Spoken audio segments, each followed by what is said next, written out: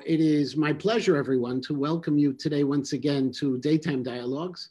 This time I have the extraordinary privilege of meeting someone with you.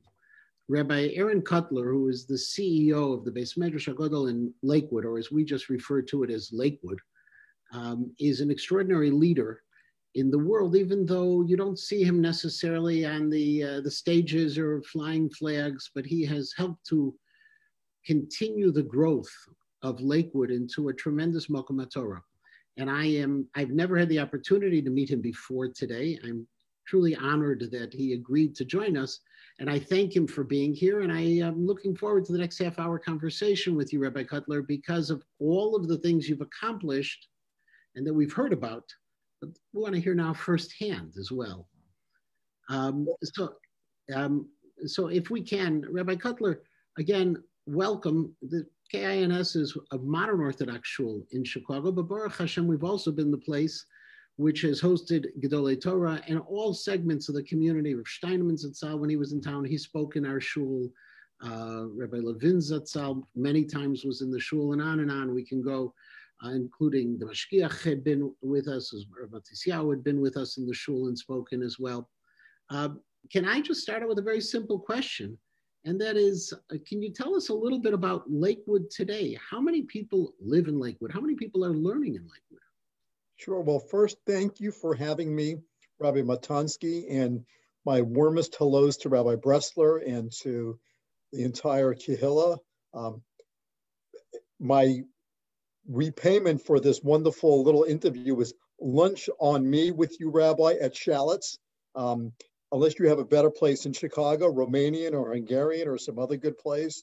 But I love Chicago. I've been there many, many times. And as you know, I have so many dear friends there, starting from the Ricky Rothners of the world and so many others, the Glenners and the Reichenbachs and the Hartmans and also Chicago is Ir ve'em b'Yisrael. And anything that I share about Lakewood is with that sense of awe at Chicago history and really the activism that your young Balabatim have in building and leading a community. I've been fortunate to see the schools, and I love coming to a community and seeing the schools under construction.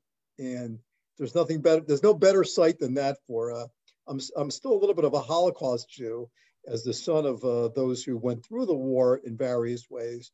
And seeing Mostes HaTorah, seeing shuls, seeing the vibrancy of Jewish life, there was no greater simcha than that. So, well, thank you. I will take you up on that offer, but maybe we'll go Dutch on this one. But it'll be a pleasure to spend time one-on-one. Yeah. So tell us a little bit about Lakewood for those of us who live in Chicago. Sure. So it is the probably one of the fastest growing, if not the fastest growing Jewish community in the United States. There are about 90,000 Shomer Shabbos Jews here today. Lakewood has unique history. In the 40s and 50s, it was a hotel town that was a very Jewish town. But then in the 60s, all of those hotels began to fail. The economy changed and people started flying to Florida and the Bermudas and the Bahamas and going all over. And my childhood memories were of Jewish lightning taking down some of the hotels, and it was a fading resort city, similar to some others that we have in Jersey, like Asbury Park, and it really struggled. My grandfather came here in 1943 at the behest of one Telzer Talmud, one Litvish Yid who had a bed and breakfast here, and he said his name was Goldstein, and he said, You've got to come to Lakewood. And my grandfather came here primarily because of the hotels. It was a little Jewish town at the time in 1943, a very Jewish flavor. And he started the yeshiva with 13 students, and we have grown consistently. So today there are 90,000 Shomer Shabbos Jews, about 500 Shtiblach shuls, congregations of all sizes, from your little neighborhood minyan to the larger shuls. Just about every block has a new beautiful shul either built or going up. There are over 200 Mostas HaTorah from K to 12 and up. And it became a little bit of destination, not for hotels for people to play pinochle at the Fairmont Hotel, but for those who want to educate their children. It's like an ecosystem. La Havdil, like a Disney, where you have a resort, it becomes an ecosystem, and things develop around it. The industry of Lakewood in many ways became the industry of yeshivas. So you have kids of all ages, shops, restaurants galore, but most importantly, beautiful shuls, beautiful rabbanim, and beautiful Mekamas HaTorah.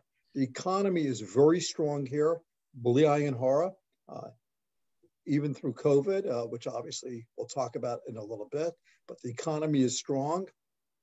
And this is a center for business. So when I was a kid, Chicago was the center for healthcare for all the great healthcare families. Were Chicago families, the Bassmans, of course, and the Hartmans, the Reichenbachs, the Glenners, and so many others. Lakewood became a business center for many industries, but a lot of the industry are back-end servicing for healthcare. So there are maybe 50 or 60 companies started by young, from alumni of BMG who started service companies, pharmaceutical, benefits, HR, licensing, financials, and on for the healthcare world. And of course, since we are a Jewish town, so there's a tremendous amount of real estate here and a lot of Amazon business. And pretty much all the professionals are Shomer Shabbos Jews. So my doctor, my lawyer, I was driving the other day and I saw the truck next to me said Moish's Movers, and then the truck on the other side of me was Chaim's Tree Service. I forget the name of the tree service. And you're a plumber, you're an electrician. Pretty much, it's a very, very Yiddish town in many ways, which is beautiful. How many fellows are learning right now? We have just a little bit over 7,000, and about 83% of the households in Lakewood are either learning in yeshiva today or are alumni of the yeshiva. So they're the vast majority of the town. Now, there are others in town. There's a beautiful Hispanic population. There's a small African-American population. And then Hashem threw a little loop for us. There are 7 senior villages, sort of like what you see in southern Florida, where they're gated communities. And they were not built for the Orthodox, but now Lakewood became a Orthodox retirement destination, because where else do you have in the retirement villages or right outside? You have shuls, you have all the amenities, and you have learning programs. So it has really become a destination for retirees too. Now, one of the things that I had heard recently in the last couple of years, which I found fascinating, was that the average age of the fellows learning in BMG is not that high. That they're generally younger, and the length of time they're learning in the Beis Medrash is not as long as some people might think, but they're learning. The Mitsuyanim continue, the outstanding students continue. What's it like today? So the average stay, and the joke that statistics don't lie, but liars make statistics. So, but the statistics are true, and everybody could analyze them as they want. The average stay is about 6 years, but there are so many sub-trends in that we shouldn't just take that at face value. So what happens is we have our core, the pride and joy of the long-term learners, Talmidei Chachamim, who know Shas and Poskim in the many, many, many hundreds, if not in the thousands, writing Svarim and great Torah scholars. There are also many who come here and then want to go out and become Rabbanim, join community kollels. Like Chicago Community Kollel was created by my father. It was one of the first. He built the community kollel model, but we have over 100 of them today around the world. So a lot of Jungelite want to go and do that. Others want to go into teaching, into conscious, and we have programs to develop in all of these. And there are many, many who are in the yeshiva an average of maybe 7, 8, or 10 years, 5 years, which leads to the overall average of 6, who are able to spend their time here and learn as much as they can and then go out and contribute back to Klal Yisrael. Then there are those who are here, they just want to learn as long as they can, and then they go into business. And we have a large population who go into the professions. There's Fairleigh Dickinson University is very friendly to yeshiva grads, and of course Harvard and NYU and Columbia and Yale are very friendly to yeshiva grads. As Martha Minow once said to me, she was then the president of Harvard Law.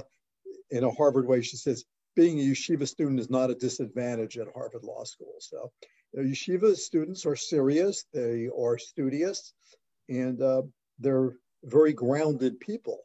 So the professions are open to them. And particularly in finance, where we have Fairleigh Dickinson has programs here in Lakewood, who many, well over 1,000 have just gone through the FDU program. So there's a lot of opportunities here. And what are the biggest challenges today in the let's start with the yeshiva. What's the biggest challenges with the yeshiva that it faces? So it's not a fair question, because on the moment I worry about a COVID secondary outbreak. So that's why it's a little unfair why that colors my mind at the moment. Obviously we have space challenges, and we continue to grow, and we've been in construction since 1996 when I came here, 95, 96, nonstop. Right now we're doing 2 huge parking lots. So we always have a space problem. I think the biggest challenge facing young religious families today is the affordability issue. And that faces us all, whether you're modern Orthodox and you identify, whether you're YU, whether you're a yeshiva guy, whether you're Hasidish, it doesn't make a difference. And that's because we tend to have larger families than the norm in the United States. We tend to get married earlier, and we send our kids to private schools. So some states have some voucher programs. Some states have some levels of support for that. I just sat here with the Rav of Columbus, Ohio, and some Balabatim. We're working on building a kollel in Columbus right now. So they have some type of voucher program. Cleveland has that. Florida has that. But at the end of the day, if you're an average young Orthodox family, you could be paying between $20 and $50, $60, $70, $80,000 in after-tax private school tuitions. And that creates an affordability problem that faces us all. Plus, when you have a successful Jewish community like Lakewood, housing prices tend to rise. So you have this 3-part challenge. Housing prices go up. I don't know what they are in West Rogers Park right now, but I know Hancock Park in LA. I know Pico Robertson in LA. I know Thornhill in Toronto. I know Teaneck, Englewood. These are all places where housing prices tend to rise above the median. My son-in-law is living in Passaic. Much more expensive to live in a religious neighborhood than a non-religious neighborhood. So you have housing prices, you have families, and you have tuition. So that creates affordability challenges. Is it compounded by the fact that the lack of professions, or you just feel it's the same, whether it's in fellows who have learned in Lakewood or people who have gone to universities? Is it just? I think that the average religious family, again, averages are deceptive, but the average religious family tends to have a higher earning than they would if they were not Jewish. I don't mean that in a bad way. They work harder, they're more devoted, they have more education, and they tend to have a higher income. But that's before you get into buying meat for Yontif, just the very basics. The American economy wasn't really designed for the 1 or 3% of professional families, of business families, who have such a high expense ratio. Now, obviously in Manhattan, you have that because Manhattan's an expensive place, the Upper West Side. But I'm talking in communities like Chicago, like Lakewood. I mean, if you want to buy a house here, it's you can move out, which we'll talk about in solutions, but in Lakewood itself, it's $700,000-800,000 to buy a home, and then you have tuitions and everything else. We don't have any vouchers. We're a blue state, by the way. I don't know if the folks in Chicago are aware of that. We're a very blue state, and we did have one red governor, as they say, but he got stuck on a bridge somewhere. So, so I see affordability, and that affects us as an institution, where if families cannot afford to come here and to learn, they're going to have to find some alternative. And you mentioned earlier about the second wave of COVID. We are all concerned whether or not there'll be a second wave or if there's just a continuation of the first wave in some of our communities. But Lakewood and a lot of communities out east were hit very hard in the beginning. And on the other hand, I was just speaking with someone who was visiting there recently, and there seems to be a sense of triumphalism, that people are walking around not necessarily taking the same precautions, as if they suffered and it's moving on. That must be very hard to deal with as the head of an institution, where you know that if chas v'sholom something happens, it has massive implications. Is it? Yeah, so obviously we worry and we watch the data every day. So I receive Hatzalah calls, Hatzalah transports, and a report from the 19 primary care practices that primarily serve our community. I'm also on the board of Robert Wood Johnson Barnabas Health, which is the large hospital here for this region. And so I get constant reports from them. And you are right, Rabbi, we got hit very early on, probably around Purim time. And at the peak, we were seeing 20, 30 patients a day being transported and all. Baruch Hashem, whether it's herd immunity or the way the virus is morphing, or whether it's obviously all siyata d'shmaya, but in the teva, or whether it's because everyone got sick already, we have not seen recurrences, and we have literally almost no one in the hospitals. We get a few cases a week of people who are coming down diagnosed with moderate symptoms. So we're a long way from that. I'm not sure that it's people feeling a sense of triumphant so much as a reality. My oldest daughter lives with 3 children in an apartment. She's an architect. My 3 grandchildren are extremely active, lively children, and they were cooped up. They weren't going to school. People weren't going to the office. You know, the family was, I don't want to say locked up, but essentially cooped up. The parks were closed. You weren't going to shul. You weren't going to school. So we went through that for a long time, where we were locked up from well before Pesach through into Shavuos. And now people are saying, look, if we need to, we'll do that again. But right now we don't need to do that. And we, as in the community leadership, we're not telling people to do things that we think are unnecessary, because they're not necessary. So there's still almost no indoor dining. There's still limits in place, but people are going to shul. And obviously, if you're immunocompromised, you're going to find a backyard minyan or some other means. People are going to shuls. They are going to weddings. The weddings are smaller, far smaller. So people are still being careful. But that absolute sense of lockdown, where the streets were deserted, I found that I could drive from one end of Lakewood to another in 1/10 of the time that it would take me today. Businesses were closed. So I think people are just really looking at that and saying, hey, it's time now for us to try to revert to a level of normal and go about our daily lives. And so when you talked earlier about that concern about a second wave, it's a concern, but it's not something at this point that is being something that's being addressed. So just keeping an eye on it. We have to keep a close eye on it. And that's why we're watching the data carefully. We had a little bit of time to set up some data platforms.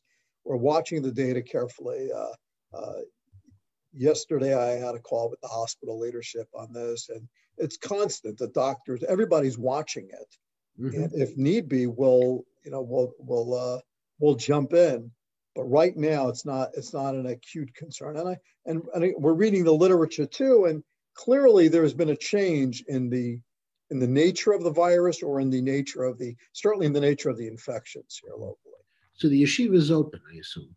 We're open, yeah. We have some limits, so there's some restrictions in place, but fundamentally we're open. The governor of New Jersey opened all the schools.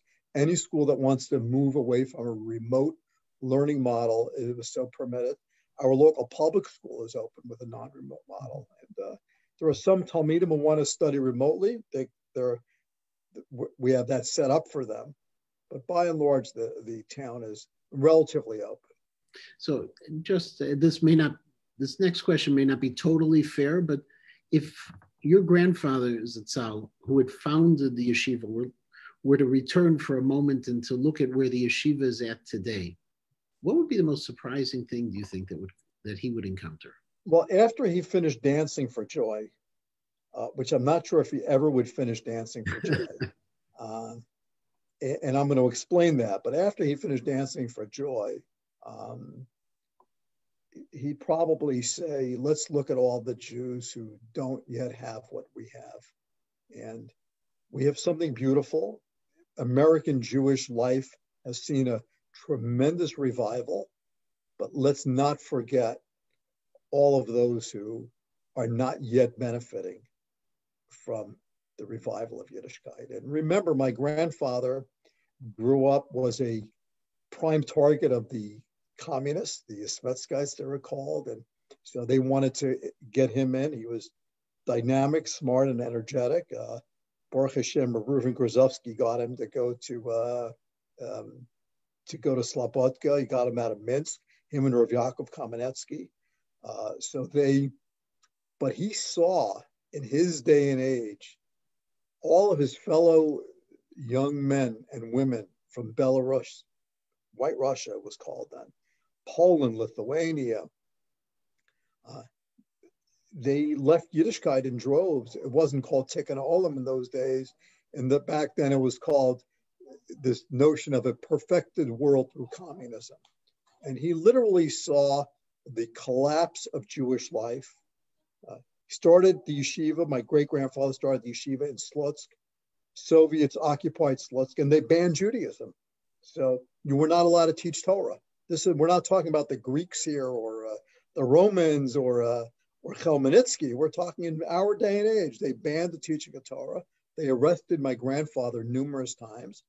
And the last time they arrested him, the NKVD, which was the predecessor to the KGB, who was a Jewish guy, said to him, "You're not going to get arrested the next time because we're going to kill you." And there was no empty threat. Stalin killed millions of people, certainly priests and rabbis, lahavdil, and religion was seen as a terrible thing by the Soviets. And he fled to Kletsk, which was in Free Poland. And then the Russians came into Kletsk. So he fled from Kletsk to Vilna. And then the Russians came into Vilna.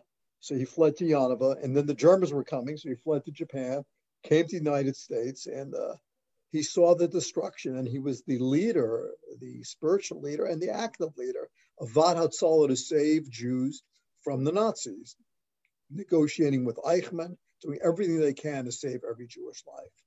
That was the imprint of his life. And for somebody to see such loss, first to assimilation and ideologies, and then to the Holocaust, to see the revival of Jewish life in any form. So I'm not sure he would ever stop dancing. But then after that, he would say, hey, wait a minute, there's so many others. Go and look what's happening on college campuses today. Look at the assimilation rate. Look at how many Jews don't have a real Torah foundation, and they're not going to stay connected. So that's the mission. That he would continue. And in terms of how did you become the CEO of BMG? Well, obviously, so a little bit of nepotism here. Now, jokes aside, I left Lakewood and I went to teach at Esha Torah in Yerushalayim. And I taught for Noah Weinberg at Aish for a number of years. And after a few years of teaching, I felt a little bit like I was a fraud because I had not really gone to Kollel. And I said to myself, you have to know Gemara. Like, if you want to be an educated Jew, you got to really know Gemara. That family is not enough. And I was teaching, but I was teaching Ramchal and Rambam and all. I felt I really had to know Gemara and Halacha. So I wanted to go to Kollel, and I quit my job after a number of years, and I went to Kollel. But fortunately or unfortunately, however Hashem runs the world, I fell back into the Kiruv world a little bit. Well, how did a Kotler get out of going to a Kollel? Hashem gives us Bechira, right? Everyone has Bechira, and everybody gets to choose Chanoch L'Naro Pidarko. And I was in Kollel for a very short time, and I just through a series of events, I landed up in the teaching at Aish, which really was an incredible opportunity to serve Hashem and serve His people. So I was doing that and some other things, and then my family called me in about 1994, 1995. Lakewood was growing so fast that they asked me to come back, and Lakewood was not on my bucket list. I did have a bucket list, but it wasn't on it. But sometimes you have to do things they're just right. So, but under your leadership, the yeshiva has doubled. A little bit more. With not under my leadership, but during my time in Yiddish, they say, some of your older members may know this expression, "Nicht kal yamachen is oich epis." If you don't ruin it, it's also something. So we've grown about fourfold, and certainly the city has emerged. When I came to Lakewood, I think we were the 20th or 24th largest municipality in New Jersey. Today we're 4th or 5th. So we've really grown. The Orthodox population in Lakewood is more than twice the size of Chicago. Wow. And we've had an Orthodox population a little longer than Lakewood has had. And in terms of involvement of Lakewood with the broader community, you mentioned you're on the board of the hospital. Are members of the community, how are their interactions with the non-Jewish community, is there still a non-observant Jewish community in Lakewood at all? They're small, but remember that Jersey is unique. It has very small municipalities. We're 26 square miles. Jackson next to us is about 90-something square miles. So the borders really blur. In our community, the Orthodox live in Lakewood and Jackson and Toms River, a little bit in Howell today. And if you would go to those municipalities and you'd call the fire department or the first aid, I'm not talking about Hatzalah, the members would tend to be Orthodox Jews. So there's judges in Superior Court who are Orthodox, and there's from policemen and from garbage men, and we're a community, so we're exceptionally diverse, and by nature of business and of society, we're very involved in the community. We have we're careful that our chesed projects be open. So, for example, the yeshiva, we started a health center, what's called a federally qualified health center. We see about 200,000 patients a year. About a third are not Jewish, and we're very proud. We serve everybody, and we have a chrayas to everybody, and that's Olam Chesed Yibana. We're here. We're here for everybody, and we're involved in media and everything that a community would be involved in. And in terms of the people who don't necessarily fit into the normal range of what would be in a yeshivish community, are there places for those kids, those adults, to find something else within Lakewood? There are, but there are not enough. And what tends to happen is communities tend to be self-reinforcing. So communities tend to attract people who want a certain lifestyle. So, for example, this is well known. So the schools here, they're makbid. Not that TV is the same issue that it was in the 50s or 60s, because maybe it's the internet today and smartphones has replaced that, and tablets and streaming. But your typical home in the schools would not have a television. So it attracts a certain a family that's looking for certain things. And 10 minutes away or 15 minutes away, you have Deal and Long Branch and Edison and Highland Park. that don't have those requirements. So there are schools that serve children who live here in those places that are